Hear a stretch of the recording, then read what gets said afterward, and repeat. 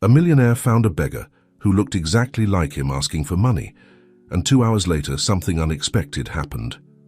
The roar of the limousine's engine faded softly as Richard Thompson, the most influential business magnate in New York City, impatiently waited for the traffic light to change to green.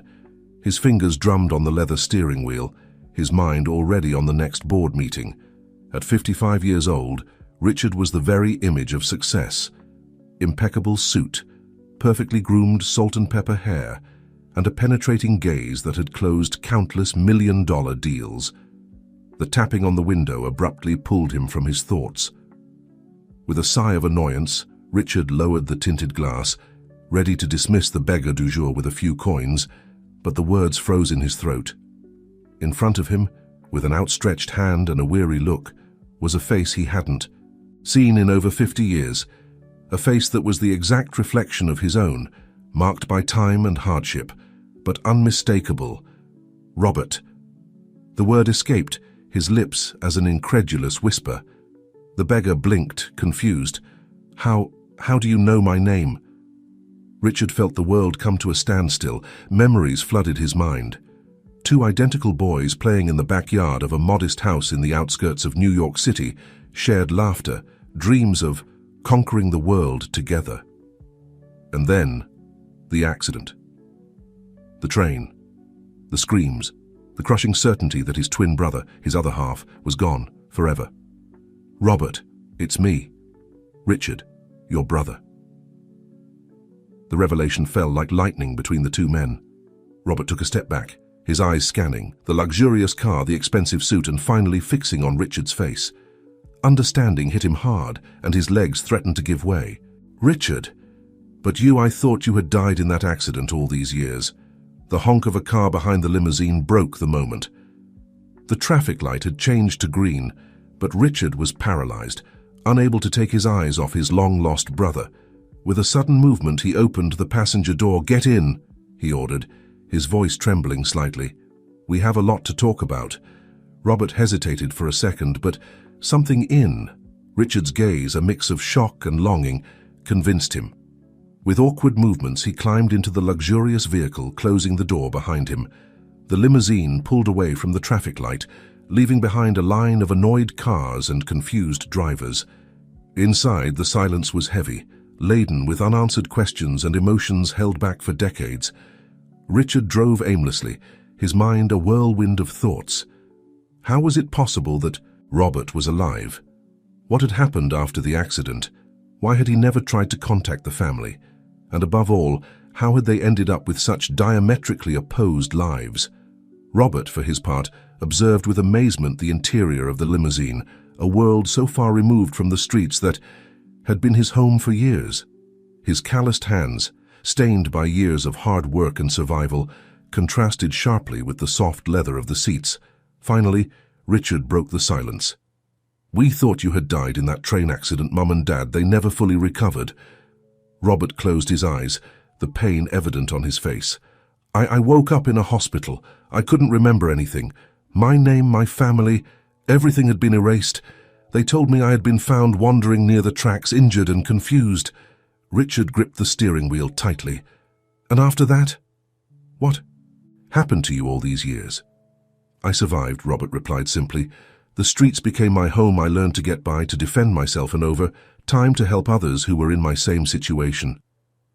The contrast between their lives couldn't be more stark. Richard, the business magnate, owner of an empire built with determination and sometimes with questionable decisions. Robert, the silent leader of New York City's forgotten, a man who had found purpose in adversity. "We need to talk," said Richard, making a sudden decision. "There's so much to explain, so much to catch up on. Let's go to my house."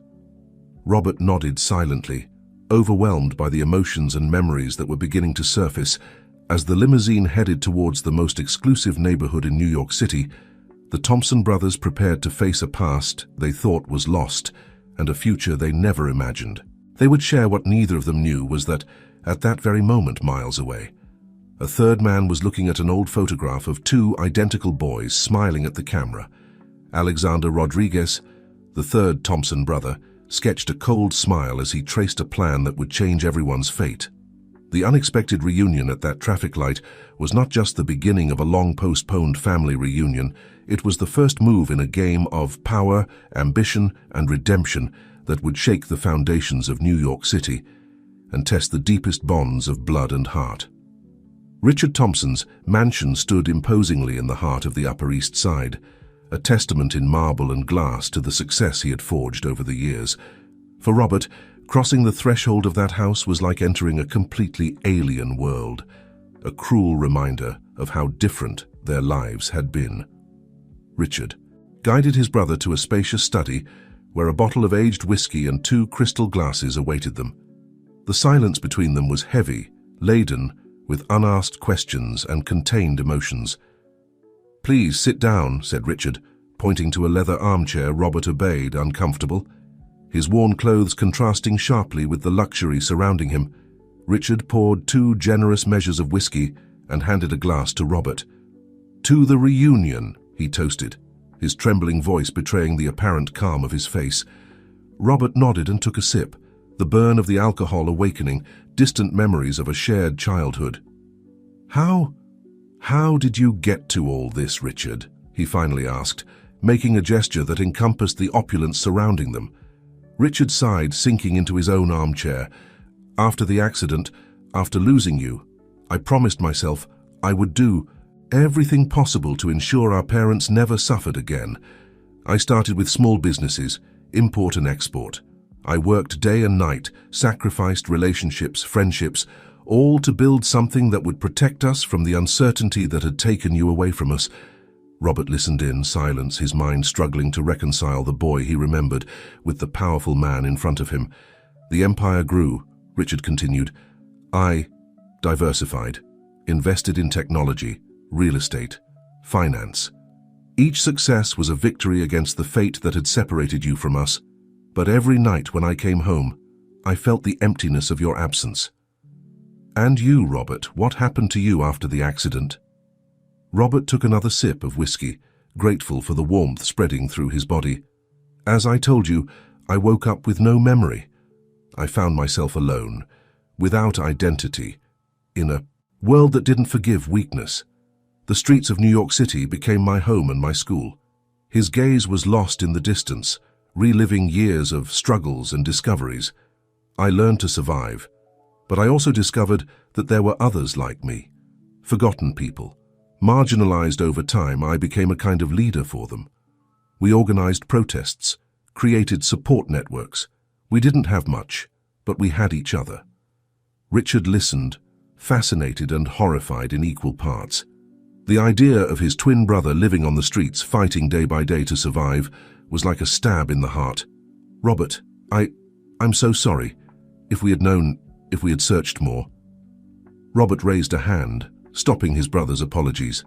"The past is the past, Richard. We can't change it. The question is, what do we do now?" Before Richard could answer, the study door burst open. An elegant woman, in her 50s, entered with a determined step. "Richard, where have you been? The board of directors is furious. You've missed the most important meeting of—" Her voice trailed off as she saw Robert. Her eyes widened, moving from one brother to the other in disbelief. "Sarah, honey," said Richard, standing up. "I'd like you to meet Robert. My brother, Sarah Thompson, Richard's wife and vice president of the company, stood frozen. But Robert is dead, the accident." "It's a long story," Richard interrupted. "A story we need to share with the whole family." At that moment, Richard's phone rang insistently. Seeing the number on the screen, he frowned. "Excuse me, I have to take this call." Richard went out to the balcony, leaving Robert and Sarah in an uncomfortable silence. Meanwhile, on the phone line, a deep and threatening voice resonated in Richard's ear. "Mr. Thompson, I hope you're prepared for the storm that's coming. Your empire is about to crumble, and you don't even imagine where the blow will come from." Richard gripped the phone tightly. "Who are you? What do you want?" A cold laugh was the only response before the call was cut off. Richard stood looking at the city sprawling before him, a sense of dread settling in his chest. The reunion with Robert, which should have been a moment of joy, was now overshadowed by an unknown threat. Inside the study, Robert observed Sarah with curiosity. "So you're my brother's wife?" Sarah nodded, regaining her composure. "And his business partner, Robert. I can't imagine what you've been through, but you must understand that the sudden appearance of a lost brother, well, it's complicated." "Complicated," repeated Robert, a note of bitterness in his voice. "I suppose you're referring to the legal and financial implications of my existence." Sarah had the decency to look ashamed. "I didn't mean for it to sound like that. It's just that I'm an inconvenience to the empire you've built," Robert completed. "Don't worry, I'm not here to claim anything. My life is on the streets with the people who need me."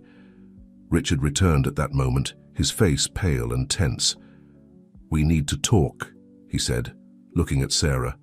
"Something's happening in the company, and I have a feeling this is just the beginning." Robert stood up, suddenly feeling out of place. "Maybe I should go. You have important matters to attend to." "No," Richard said firmly, putting a hand on his brother's shoulder.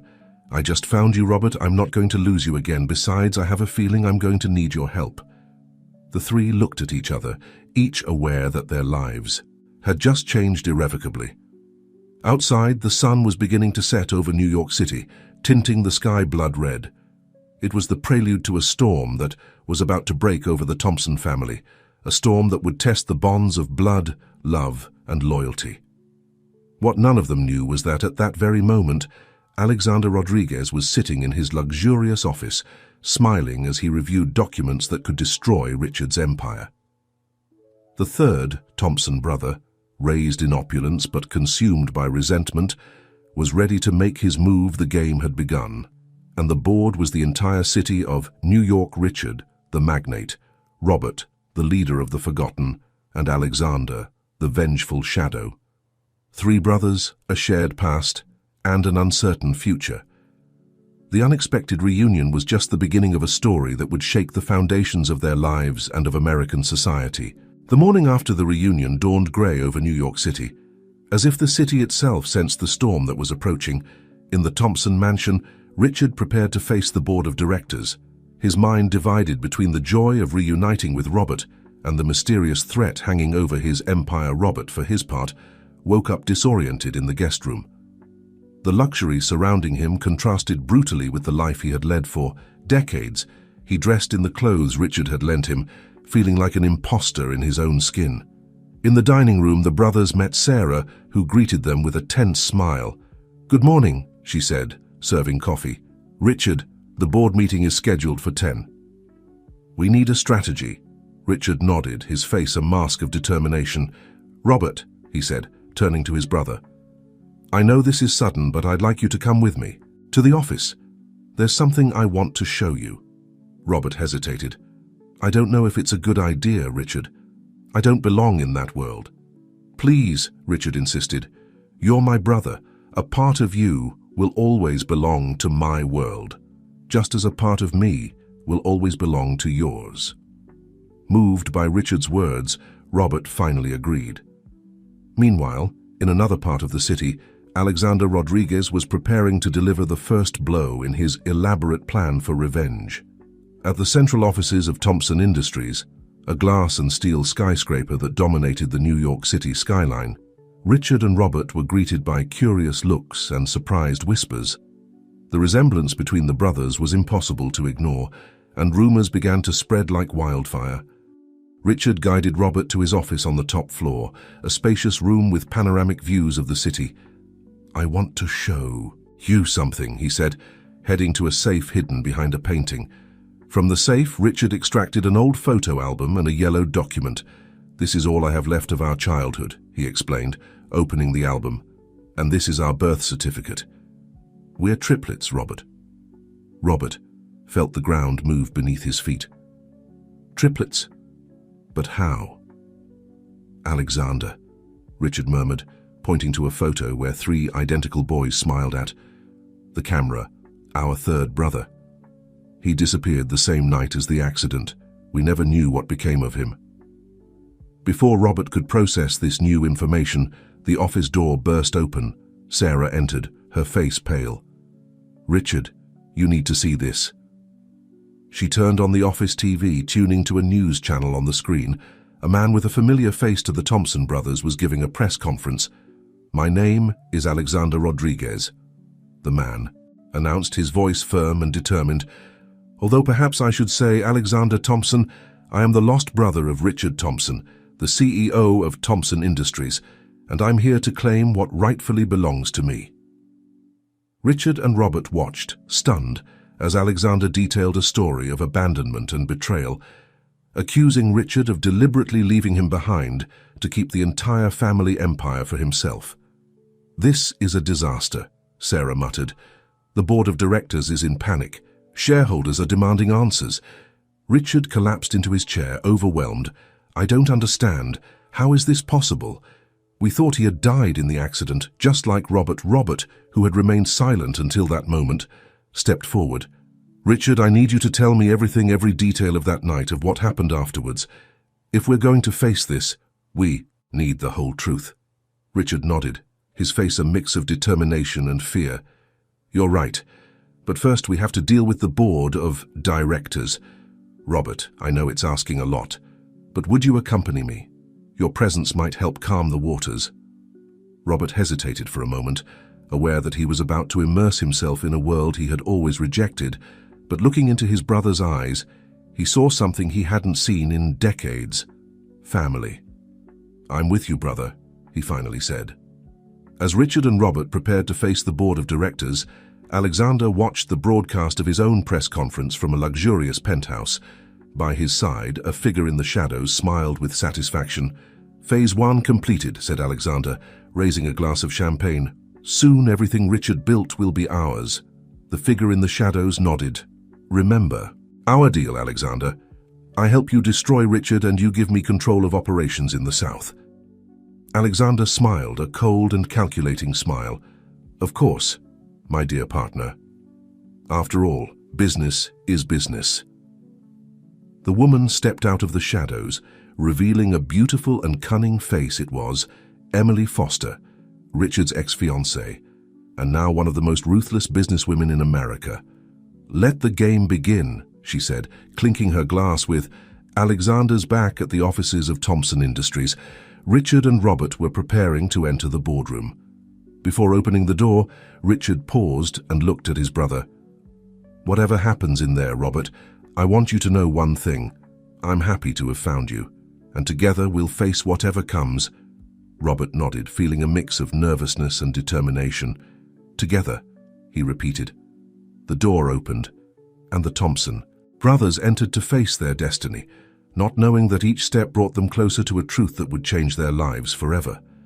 The boardroom of Thompson Industries was a silent battlefield when Richard and Robert entered. The board members, men and women in impeccable suits and sharp gazes, observed the identical brothers with a mixture of amazement and suspicion. Richard took his place at the head of the table, Robert standing by his side, an uncomfortable but firm presence. "Ladies and gentlemen," Richard began, his voice calm despite the inner storm, "I know you have questions. I'm here to answer them." For the next hour, Richard narrated the story of the accident, the supposed death of his brothers, and the recent discovery that both were alive. Robert observed in silence, amazed by his brother's ability to handle pressure. "And what about Alexander's accusations?" asked one of the directors, his voice laden with skepticism. "He says you deliberately abandoned him." Richard shook his head. "That's completely false. We believed that both Robert and Alexander had died in that accident. I would never have abandoned my brothers." "And how can we be sure?" insisted another director. "This situation could destroy our shareholders' trust." It was then that Robert stepped forward. "If I may," he said, his voice hoarse from disuse in formal situations, "I can assure you that my brother is telling the truth. I myself have just discovered that I have a family, a history. Richard is not the man Alexander describes." The room fell silent, weighing the words of this man who until recently had been living on the streets. There was an authenticity in Robert that was hard to ignore. Finally, Sarah spoke up. "I propose we form a crisis management team. We need to control the narrative and protect the company's image while we resolve this family situation." The board agreed to Sarah's proposal, and Richard felt a small relief. At least they had gained some time. Meanwhile, on the other side of the city, Alexander and Emily were celebrating the chaos they had unleashed. Did you see their faces? Alexander laughed, pouring himself another glass of champagne. Richard must be desperate. Emily smiled, but her eyes remained cold and calculating. Don't get overconfident, Alexander. Richard hasn't gotten where he is by being a fool. He'll have a plan. That's why I have you, darling, Alexander replied, moving closer to her. Your inside knowledge of the company is our secret weapon. Emily subtly moved away. Remember, this is a business agreement. Don't get confused. Alexander nodded, a shadow of disappointment crossing his face. Of course. Business me. Back at the Thompson mansion, Richard, Robert and Sarah gathered to plan their next move. We need to know more about Alexander, said Richard, pacing the study. Where he's been all these years, who's been supporting him. Robert, who had remained thoughtful, spoke up. I can help with that. On the streets we have our own information networks, people who see and hear things others ignore. Richard looked at his brother with a mixture of surprise and admiration. You'd do that for me? For us? Robert nodded. We're family, Richard. Besides, I have a feeling there's more at stake here than just your company. Sarah, who had been reviewing documents, looked up. Richard, there's something else you should know. I've been investigating some suspicious transactions in the company. I think someone has been leaking information. A mole? Asked Richard, frowning. It's possible, Sarah replied. And if so, it could be connected to Alexander. Richard collapsed into his armchair, the weight of the situation falling on his shoulders. We're under attack from all fronts. It was then that Robert had an idea. Richard, do you trust me? With my life, Richard responded without hesitation. Then I have a plan, said Robert, a spark of determination in his eyes. But it's going to require us to step out of our comfort zone, both of us. As Robert explained his plan, a mixture of hope and apprehension settled in Richard's heart. It was risky, no doubt, but it could be their best chance. Let's do it, Richard finally said. That night, as the city slept, two figures quietly left the Thompson mansion.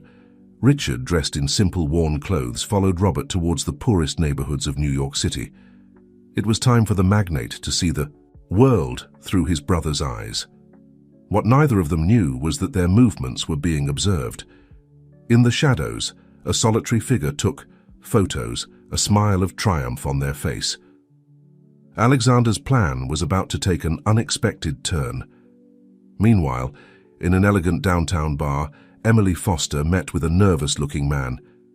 Do you have what I asked for? She asked, her voice soft but threatening. The man, who turned out to be one of the directors of Thompson Industries, nodded tremblingly as he handed her an envelope.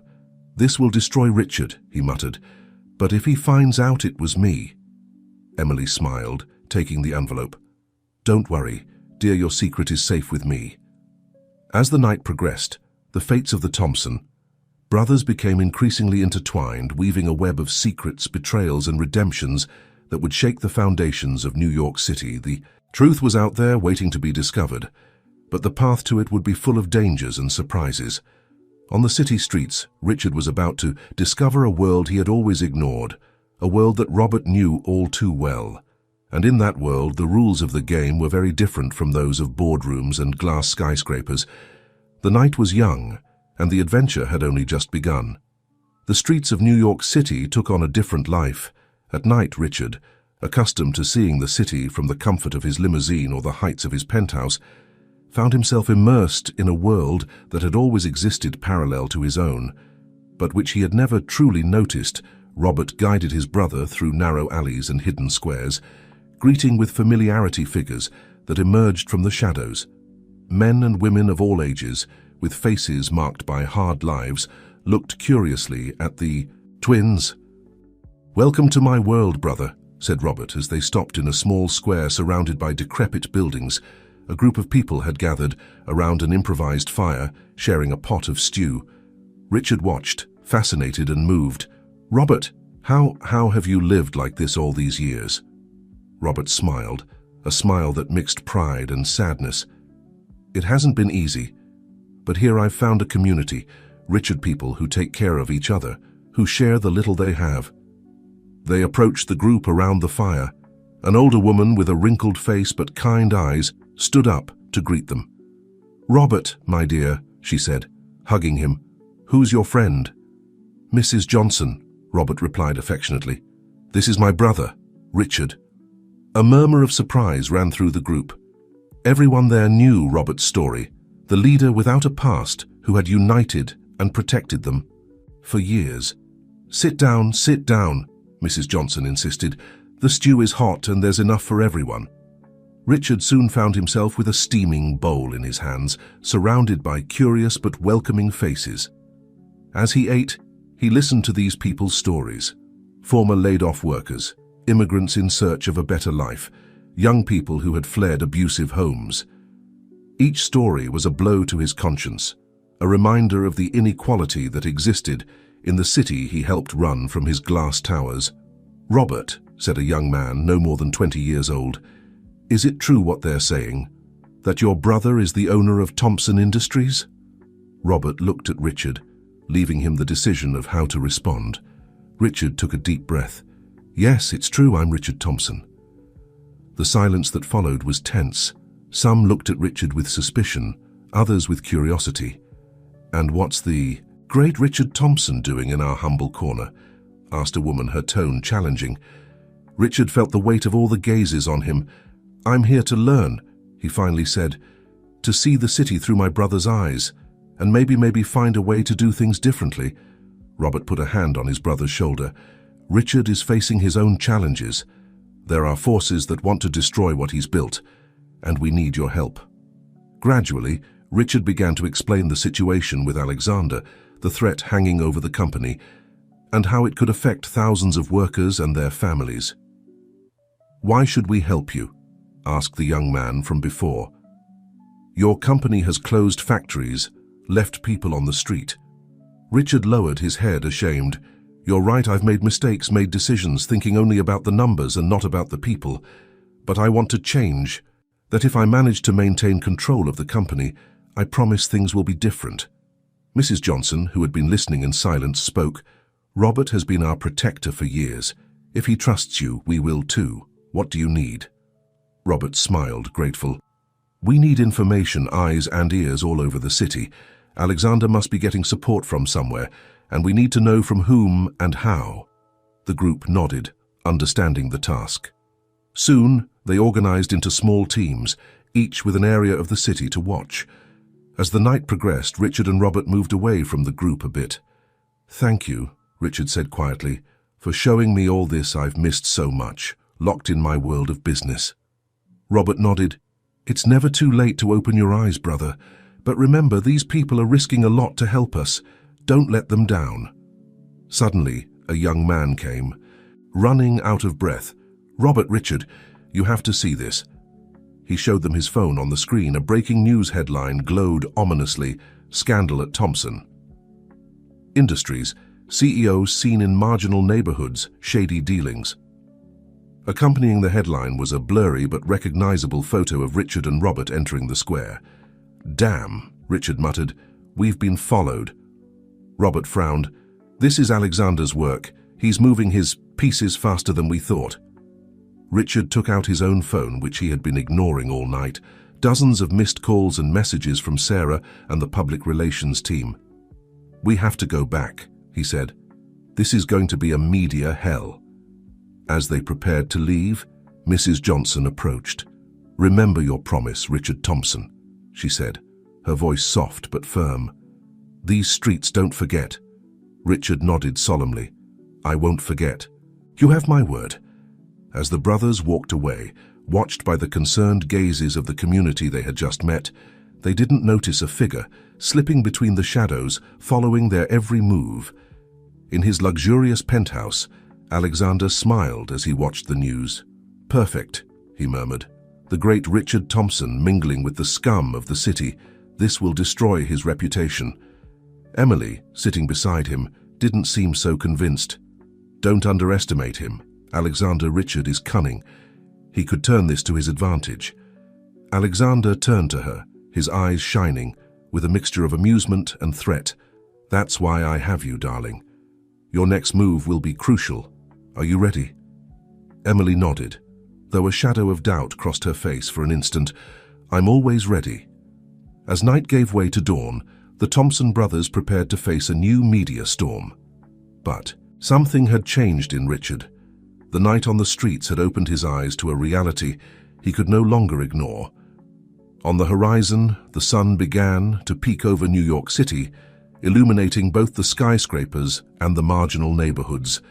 It was the beginning of a new day, and with it the start of a battle that would define not only the future of Thompson Industries, but also the heart and soul of the city itself.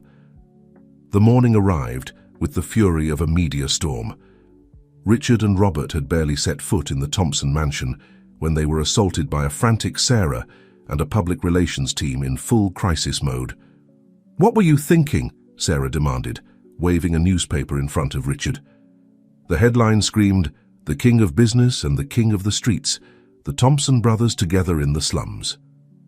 Richard, exhausted but with a new determination in his eyes, took the newspaper.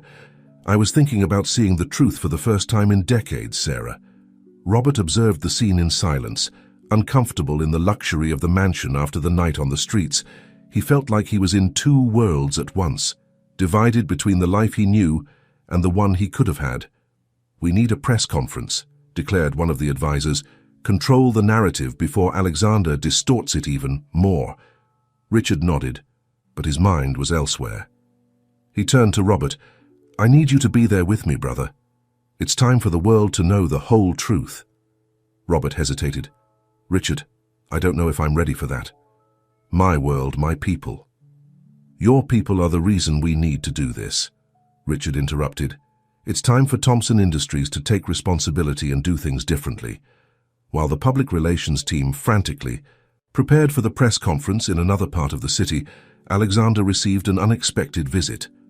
Emily entered his penthouse unannounced, her face a mask of concern. "We have a problem," she said, without preamble. Alexander, who was enjoying his breakfast while watching the news, raised an eyebrow. "What could be a problem? Richard is finished." Emily shook her head. "You don't understand. I've been investigating, Alexander. The story you told me about how Richard abandoned you, it doesn't add up." Alexander visibly tensed. "What do you mean?" "I found records, Alexander, from the orphanage where you grew up. You were adopted by the Rodriguezes weeks after the accident. Richard and his parents searched for you for years." Alexander's face contorted into a mask of fury. "You're lying. My adoptive parents told me." "Your adoptive parents lied," Emily interrupted. "I don't know why, but they did. And now our entire plan is at risk." Alexander stood up abruptly, his breakfast forgotten. "It doesn't matter.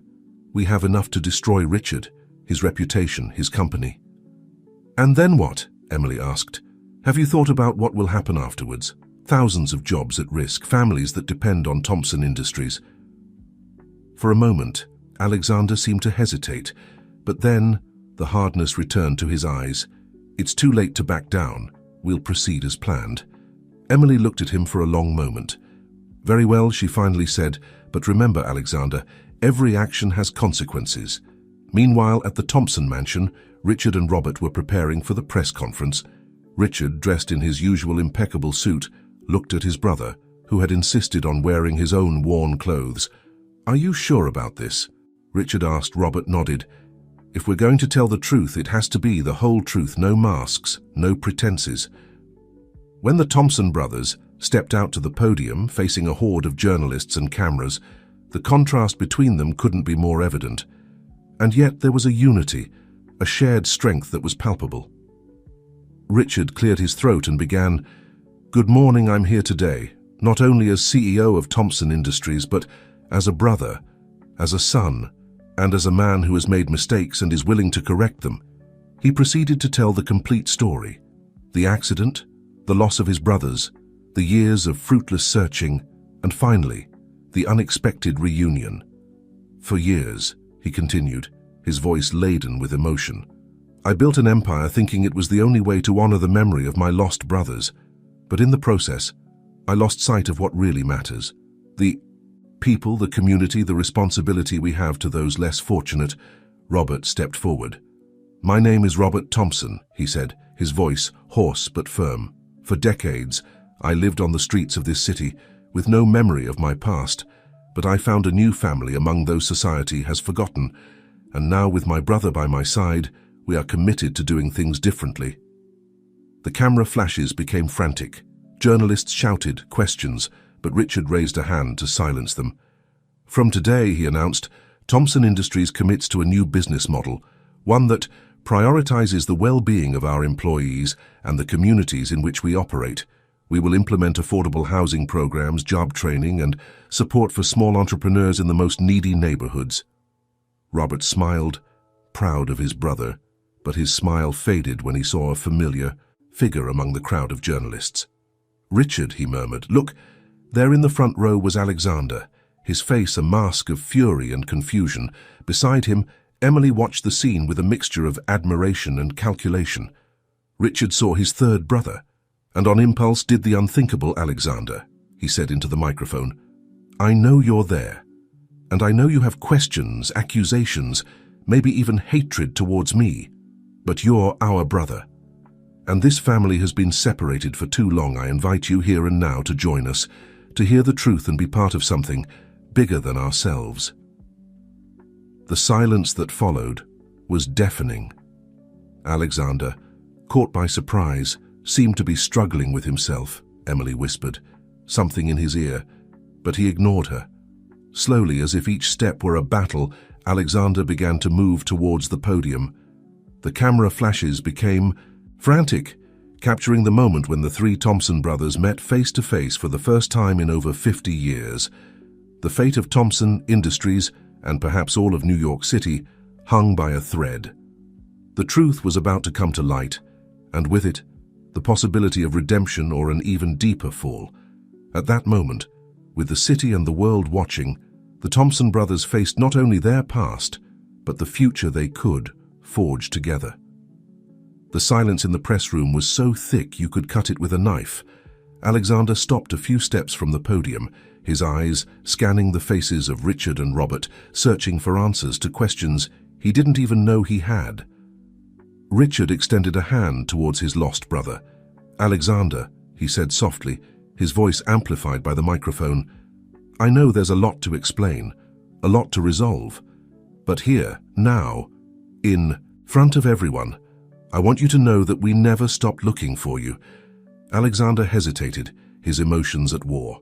The rage and resentment he had, nurtured for years, fought against the longing for family that he had never managed to completely suppress. Robert, sensing the tension, stepped forward. "Brother," he said, his voice hoarse with emotion, "the three of us have suffered, each in our own way, but now we have the opportunity to heal together." It was that moment of vulnerability, that show of humanity, that finally broke Alexander's facade. With a choked sob, he climbed onto the podium and, to the astonishment of everyone present, embraced his brothers.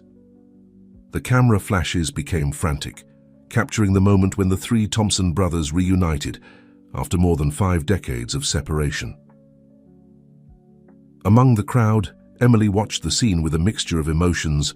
Her plan for revenge against Richard was crumbling before her eyes, but something deeper, more human, began to stir within her. Sarah, who had been observing from the side, quickly took control of the situation. "Ladies and gentlemen of the press," she announced, "the Thompson family thanks you for your presence. We will be issuing an official statement in the coming hours. For now, we ask for respect and privacy for this family moment." As security, guards began to escort the journalists out of the room, the Thompson brothers retreated to a private room, followed closely by Sarah. Once alone, the weight of the situation fell upon them. Alexander was the first to speak, his voice trembling. "All this time I believed you had abandoned me. My adoptive parents told me that no one had looked for me, that my biological family didn't want me." Richard shook his head, tears in his eyes. "Alexander, we searched for you for years. We hired private investigators, put ads in the newspapers. Mom and Dad never lost hope." Robert, who had remained silent, finally spoke. It seems we were all victims of the lies and secrets of others. Sarah, always practical, intervened. Gentlemen, I know you have a lot to talk about, but we have a crisis to manage, Alexander. Your public accusations against Richard and the company. Alexander lowered his head, ashamed. I'm sorry I was so blinded by resentment, so sure I had been betrayed. Richard put a hand on his brother's shoulder. The past is the past. What's important is how we move forward from here. At that moment, Alexander's phone rang. It was Emily. With an apologetic look to his brothers, Alexander answered the call. "What the hell are you doing?" Emily's voice sounded furious. "The whole plan, everything we've worked for." Alexander closed his eyes, making a decision. "It's over, Emily. I can't continue with this. The truth." "The truth?" Emily interrupted, her voice cold as ice. "You think you know the whole truth, Alexander. There are things you still don't know, things that could destroy your precious reunited family." Alexander felt a chill run down his spine. "What are you talking about?" "Come see me," Emily said, alone, "and I'll show you what really happened the night of the accident." The call cut off, leaving Alexander pale and shaking. "Is everything okay?" Richard asked, concerned about the change in his brother's demeanor. Alexander hesitated for a moment, but then decided it was time for total honesty. "There's something you should know," he said. "I haven't been acting alone in my campaign against the company. I have a partner, Emily Foster." Richard visibly tensed upon hearing that name. "Emily?" "But she was your ex-fiancée, I know," Alexander completed. "She found me a few months ago, told me her version of the story, of how you had betrayed and abandoned her for the company." Robert, who had been listening attentively, intervened. "And what does she want now?" Alexander looked at his brothers, doubt clear in his eyes. "She says she has information about the night of the accident, information that could change everything." A heavy silence fell over the room. Richard and Robert exchanged glances, years of unspoken secrets and pain passing between them. Finally, Richard spoke. "We'll go together," he said firmly. "Whatever the truth is, we'll face it as a family." Sarah, who had been observing the interaction, stepped forward. "This could be a trap," she warned. "Emily is dangerous, and she has a lot to lose if the truth comes out." Robert nodded, his street experience making him cautious. "Sarah's right, we need to be careful." Alexander looked at his brothers, a mixture of gratitude and determination in his eyes. "Thank you," he said softly, "for trusting me despite everything I've done." Richard smiled, a tired but genuine smile. "We're family, Alexander. That means something." As the Thompson brothers prepared to face whatever Emily had in store for them, in another part of the city, the woman in question stared fixedly at an old yellowed envelope. Inside, documents and photographs that had remained hidden for decades threatened to come to light. Emily took a sip of her wine, her mind a whirlwind of emotions and calculations. The truth she was about to reveal would not only change the fate of the Thompson brothers, but her own as well. "Let the final game begin," she murmured to herself, as the afternoon sun bathed New York City in golden tones, oblivious to the drama that was about to unfold in its streets. The sunset painted the New York City sky in reddish and golden hues when the Thompson brothers' limousine pulled up in front of an elegant building in the Upper East Side. Richard, Robert, and Alexander descended, their faces a mixture of determination and apprehension. "Are you sure about this?" Richard asked Alexander. As they entered the lobby, Alexander nodded. "We have to know the truth, whatever it may be." The elevator took them to the penthouse, where Emily was waiting for them. When the door opened, they saw her standing by the window, her silhouette outlined against the urban landscape. She turned slowly, a cold smile on her lips. "Well, well," she said, her voice soft but laden with sarcasm. "The happily reunited. Family, how touching." Richard stepped forward. "Emily, whatever you think you know, whatever your plan is, it's over. We're here for the truth, nothing more." Emily laughed, a joyless sound. "The truth? Oh, Richard, always so noble. Are you sure you can handle the truth?" Robert, who had been observing in silence, intervened. "Ma'am, we've lived with lies and secrets for too long. Whatever it is, we're prepared." Emily looked at them one by one, pausing on Alexander. "And you, my dear partner, Are you ready for your world to crumble once again? Alexander swallowed hard but nodded. Do what you have to do, Emily. With a theatrical movement, Emily pulled out a yellowed envelope from a nearby drawer. Here it is, gentlemen, the truth about the night of the accident, about why you were separated, about the great secret of the Thompson family. With trembling hands, Richard took the envelope and opened it. Inside were old photographs, official documents, and a handwritten letter. As the brothers crowded to see the contents, their faces went from curiosity to shock and then to horror. This can't be true," Richard murmured, his voice barely a whisper. Robert took one of the photographs, his eyes wide with disbelief. "But if this is true, it means that—" Alexander completed the sentence, his voice broken with emotion, "that our parents were responsible for the accident." Emily watched with a mixture of satisfaction and something deeper, almost like remorse. "Oh, it's true. Your dear father, in a desperate attempt to save the family business from bankruptcy, orchestrated the train accident. The idea was to collect the life insurance of one of you, but things got out of control." Richard collapsed into a nearby armchair, overwhelmed. How did you obtain this information?" Emily smiled sadly. "Your father confessed everything to me on his deathbed, Richard. It was his last act of cowardice, passing on to me the burden of this secret." Robert, always the most pragmatic, looked at Emily with suspicion. "And why reveal it now? What do you gain from this?" "Justice," Emily replied simply, "or revenge. Sometimes it's hard to distinguish between the two." Alexander, who had remained silent, processing the information, finally spoke. "All this time I blamed Richard, the family, when in reality, we were all victims," Richard completed, his voice laden with pain and resignation. The silence that followed was heavy, laden with unspoken emotions and altered realities. The Thompson brothers looked at each other, now united not only by blood, but by a shared past of betrayal and loss. Emily watched them, an indescribable emotion in her eyes. "And now what, gentlemen? What will you do with this truth?" Richard slowly stood up, his face a mask of determination. "What we should have done 50 years ago, face it together." Robert nodded, putting a hand on his brother's shoulder. As a family, Alexander, after a moment of doubt, joined them. No more secrets, no more lies. Emily watched them, a mixture of admiration and envy on her face. "Well, it seems I underestimated the power of family ties." Richard turned to her.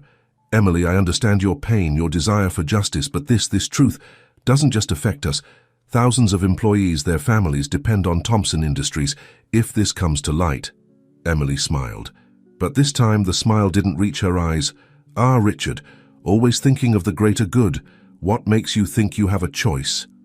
At that moment, the sound of sirens filled the air. Police lights illuminated the windows of the penthouse. Robert tensed, years of street instinct putting him on alert. "What have you done?" Emily shrugged with feigned innocence. "Let's say I may have leaked certain information to the authorities. After all, a crime is a crime, no matter how much time has passed." The Thompson brothers looked at each other, the realization hitting them like a sledgehammer. Their reunion, their newly discovered family unity, was about to be put to the test in the most brutal way possible. As the sirens approached and police lights bathed the room in blue and red flashes, the three brothers found themselves at a crossroads. The truth they had sought for so long now threatened to destroy everything they had built. Richard, always the leader, made a decision at that moment. "Whatever happens," he said, looking at his brothers, "we'll face it together as it should have been from the beginning." Robert and Alexander nodded, a new determination shining in their eyes.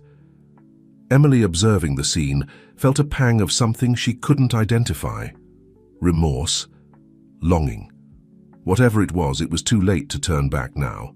The sound of footsteps approaching down the hallway announced the imminent arrival of the police.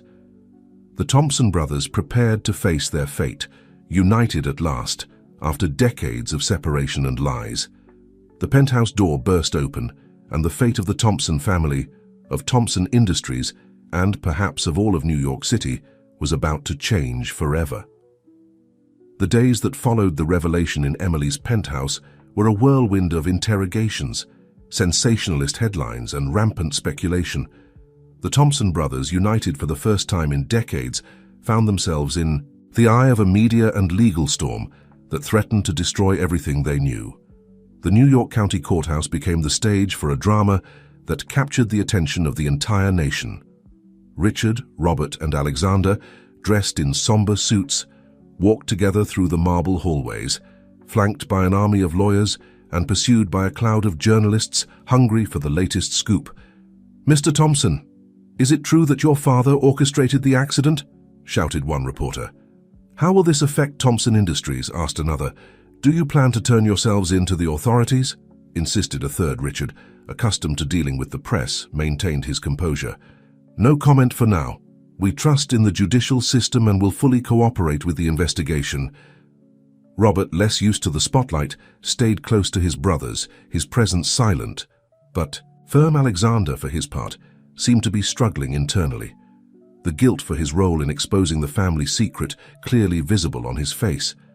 In the courtroom, Judge Martinez, a stern-looking man with decades of experience, presided over the case. The prosecution, represented by the ambitious district attorney Valerie Ortiz, presented their case with fervor. "Your Honor," Ortiz began, her voice resonating in the room, "what we have here is a crime that has gone unpunished for over 50 years. An act of criminal negligence that not only cost innocent lives, but separated a family and built a business empire on foundations of deception and tragedy." The defense attorney, the renowned Dr. Johnson, counterattacked with equal passion. "The prosecution conveniently forgets that the true perpetrators of this alleged crime are no longer among us to face justice. My clients, the Thompson brothers, were children at the time of the accident, victims, not perpetrators. As the trial progressed, witnesses came and went, former employees of the railroad company, investigators who had worked on the original case, even Emily Foster, whose testimony was as dramatic as it was revealing. "Yes, it's true," Emily declared from the stand, her voice trembling slightly. "Richard Thompson Sr. confessed everything to me on his deathbed.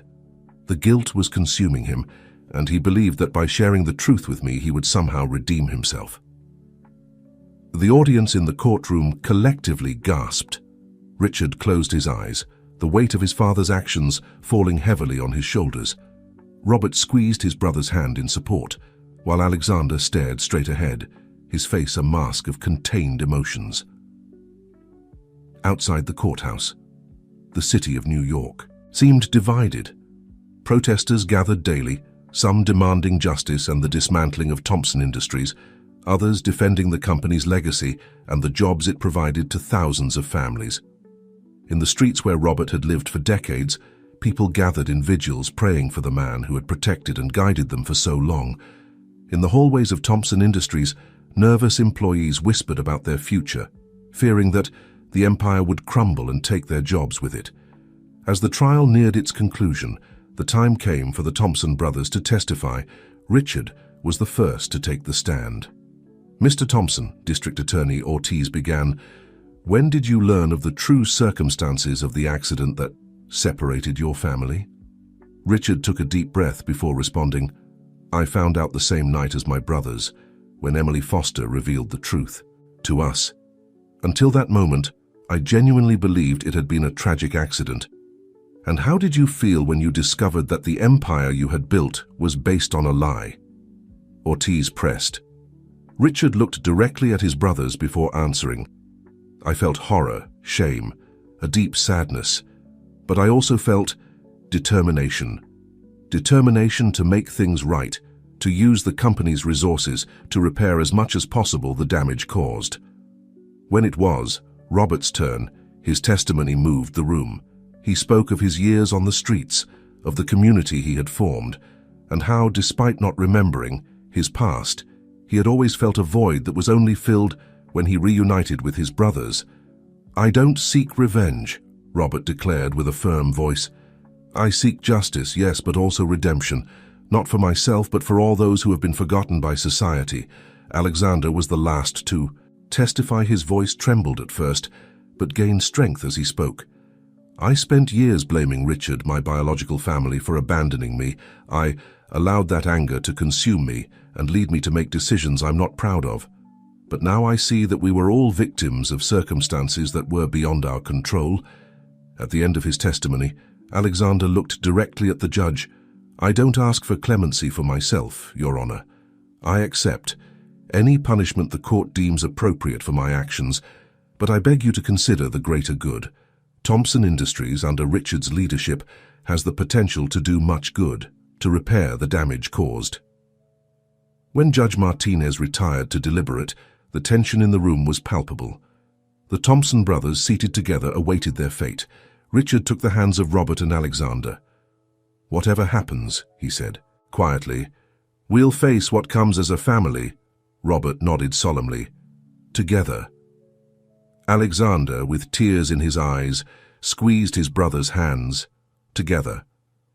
As the sun set over New York City, bathing the city in golden and reddish hues, the fate of the Thompson brothers, of Thompson Industries, and of thousands of lives connected to them hung by a thread. Judge Martinez's decision would not only determine the future of a family and a company, but would also set a precedent for how society deals with the sins of the past and the possibility of redemption. In the streets, in offices, in homes, across the city, people waited with bated breath. Judge Martinez's verdict would not only be a judgment on the Thompsons, but a judgment on time itself and its capacity to heal, punish, or redeem. The New York County Courthouse was in sepulchral silence when Judge Martinez returned to the room. The Thompson brothers, seated together in the front row, straightened up, their faces a mixture of anxiety and resolution. "In the case of the people versus Thompson Industries and the Thompson brothers," the judge began, his voice resonating in the room, "this court has reached a decision." The world seemed to hold its breath as the judge continued. "The crimes committed more than 50 years ago are serious and cannot be ignored. However, this court also recognizes that the true perpetrators are no longer among us to face justice." Richard closed his eyes, preparing for the worst. Robert squeezed his brother's hand, while Alexander stared straight ahead, his face a mask of contained emotions. "Therefore," Judge Martinez continued, "it is the decision of this court that Thompson Industries, under the direction of the Thompson brothers, shall establish a compensation fund for the victims of the accident and their families. Additionally, the company will undergo a court-supervised restructuring with the aim of ensuring ethical and transparent practices in all its operations." A murmur ran through the room. The judge raised a hand to request silence before continuing. "As for the Thompson brothers, this court recognizes that they were children at the time of the accident and therefore cannot be held guilty of their father's crimes. However, their recent actions cannot be ignored." The judge addressed Alexander directly. "Alexander Thompson, for your participation in the defamation campaign against your brother and the company, you are ordered to perform 1,000 hours of community service." Alexander nodded, accepting the sentence with a mixture of relief and determination. "Richard Thompson," the judge continued, "although you are not found guilty of any crime, you are ordered to work closely with charitable and community organizations to ensure that Thompson Industries fulfills its social responsibility." Richard nodded solemnly, already planning in his mind how to implement these changes. "And Robert Thompson," said the judge, his voice softening slightly, "this court recognizes your years of work with the less fortunate in our city. You are entrusted with the task of overseeing Thompson Industries' community outreach programs, ensuring that the company never loses sight of its impact on the lives of ordinary citizens." Robert, surprised but moved, accepted the responsibility with a nod of his head. "It is the hope of this court," Judge Martinez concluded, "that this sentence will not only provide a measure of justice for the errors of the past, but also pave the way for a better future. Case closed." The bang of the gavel resonated in the room, sealing the fate of the Thompson brothers and Thompson Industries. Outside the courthouse, a crowd anxiously waited. When the brothers emerged, they were greeted with a mixture of cheers and boos. Richard, taking the initiative, approached the journalists' microphones, "We accept the court's decision with humility and determination." He declared, "Thompson Industries has been part of this city for generations, and it's time we fully assume our responsibility to the community. I promise that from today on, every decision we make, every project we undertake, will have as its main objective the well-being of the citizens of New York City." Robert stepped forward. "For years I saw firsthand the struggles of the less fortunate in our city. Now, with the resources of Thompson Industries, we have the opportunity to make a real difference. We will not waste this opportunity." Alexander, the last to speak, did so with a trembling but firm voice. "I have made mistakes, driven by resentment and anger, but my brothers have taught me the power of forgiveness and family unity. I will dedicate every hour of my community service, and every day after that, to repairing the damage I have caused and building a better future for our city." As the Thompson brothers walked away from the courthouse, surrounded by a ring of security, the city of New York seemed to be at a turning point. News of the sentence spread quickly, generating heated debates in cafes, offices, and homes. In the days and weeks that followed, Thompson Industries began its transformation. Under Richard's direction, with Robert's advice on social issues and Alexander's renewed energy, the company began to implement significant changes. The compensation fund for the victims of the accident was quickly established, providing financial and emotional support to families who had suffered in silence for decades. Robert oversaw the creation of affordable housing programs and job training in the city's most needy neighborhoods. Alexander, fulfilling his community service, became a familiar face in soup kitchens and community centers. The transformation wasn't easy.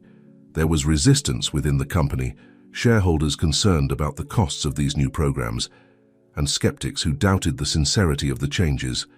But little by little, the determination of the Thompson brothers began to bear fruit.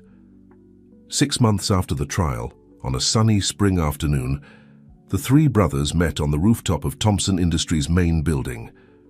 From there, they had a panoramic view of the city they had sworn to serve and improve. Richard, with a few more gray hairs but with a new light in his eyes, raised a glass to family, he said, and to second chances. Robert, dressed in a suit that still felt strange to him but which he wore with dignity, smiled, "To community, and to never forgetting where we come from." Alexander, with the humility and wisdom that only come from facing one's own mistakes, added, "To the future, and to the opportunity to do things right." As the sun set over New York City, bathing the city in golden tones, the Thompson brothers contemplated the horizon. The past, with all its secrets and pains, was behind them. The future, full of challenges but also of hope, stretched out before them. And at that moment, united by blood, ties strengthened by forgiveness and understanding, the three knew that whatever happened, they would face tomorrow together as a family. As it should have always been, a year had passed since the trial that shook the foundations of Thompson Industries and forever changed the destiny of the brothers. New York City, a city accustomed to ups and downs, watched with caution but growing optimism the transformation of one of its most emblematic companies. On a cool autumn morning, Richard Thompson found himself at the inauguration of the first phase of the affordable housing project in Brooklyn, one of the city's most needy neighborhoods. At his side, Robert oversaw the final details, his street experience proving invaluable in the planning and execution of the project. "I never thought I'd see something like this," Robert murmured, watching as excited families received the keys to their new homes. "I spent so many years fighting for crumbs, and now—" Richard put a hand on his brother's shoulder. "This is just the beginning, Robert. Your vision, your knowledge of people's true needs is what makes all this possible."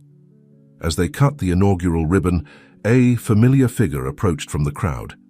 It was Mrs. Johnson, the woman who had taken Robert in during his toughest years on the streets.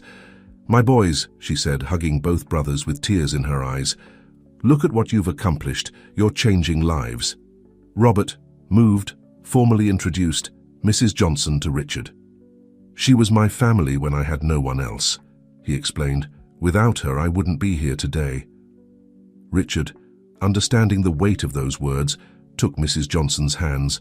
"Thank you for taking care of my brother when I couldn't," You'll always have a special place in our family."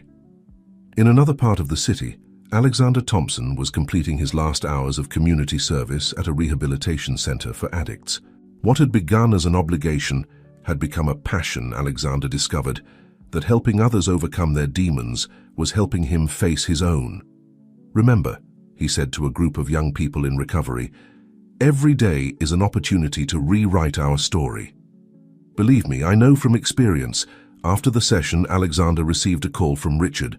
"How's everything going, brother?" Richard asked. "Better than I ever imagined." Alexander replied, "I think I've found my calling. I'm thinking of establishing a foundation to expand these rehabilitation programs." "You have our full support," Richard affirmed. "In fact, I have a proposal for you. How would you like to lead the new social responsibility division of Thompson Industries?" Alexander was speechless for a moment. "Richard, I don't know what to say. After everything I did." "The past is past, Alexander." Richard interrupted. "You've proven your worth and your commitment. It's time for you to come home to the company, but this time doing what truly passionate you." That night, the three brothers gathered for dinner at the Thompson mansion, something that had become a weekly tradition. Sarah, who had been instrumental in restructuring the company, joined them. "I have news," Richard announced once everyone was seated. "Thompson Industries shares have reached their highest point in years. Investors are impressed with our new direction and the results we're achieving." Robert raised his glass. "To doing good and doing it well," he toasted. Alexander, with a smile, added, "and to the family that never gives up." Sarah, observing the brothers, couldn't help but comment, "It's incredible how things have changed in such a short time. A year ago, we were on the brink of collapse, and now we're stronger than ever," Richard completed, taking his wife's hand as they dined and shared anecdotes from their respective projects. The doorbell rang. The housekeeper entered with an envelope in hand. "Mr. Richard, this just arrived for you." The messenger said it was urgent. Richard opened the envelope curiously, and his face paled as he read the contents. "It's from Emily," he said, his voice barely a whisper. The brothers exchanged concerned looks. Emily Foster, the woman who had triggered the entire crisis, had disappeared after the trial. No one knew her whereabouts. "What does it say?" Robert asked, tensing. Richard read the letter aloud. "Dear Thompson brothers, a year has passed since our paths crossed in the most dramatic way possible. I have been observing from the shadows, seeing how you have transformed not only your company, but your lives and the lives of many in New York City. I confess that when I revealed the truth about the accident, I was driven by rancor and a desire for revenge. I never imagined that so much light could be born from that darkness. I write to you not to seek forgiveness, but to offer you one last piece of the puzzle. Attached you will find documents that prove that your parents, in the last years of their lives, tried to amend their mistakes. They established secret trusts for charitable works and tirelessly sought their lost children. Perhaps this doesn't change the past, but I hope it gives you some peace. With respect and admiration, Emily Foster." The silence that followed the reading was heavy, laden with unspoken emotions. Richard put the letter on the table and took the attached documents, confirming what Emily had written. "After all," Alexander murmured, "our parents tried to do the right thing in the end." Robert, with tears in his eyes, added, "Perhaps remorse and redemption run in the family." Richard looked at his brothers, at Sarah, and then at the documents he held in his hand. "I think it's time to fully honor our family's legacy. Not just the business empire, but also this final desire to do good." The Thompson brothers looked at each other, a silent understanding passing between them. The past, with all its secrets and pains, finally seemed to be closing its circle. The future, though challenging, looked brighter than ever as night fell over New York City. In the Thompson mansion, a once fractured but now stronger than ever, family prepared to write the next chapter of their story. A chapter of hope, redemption, and the transformative power of family love.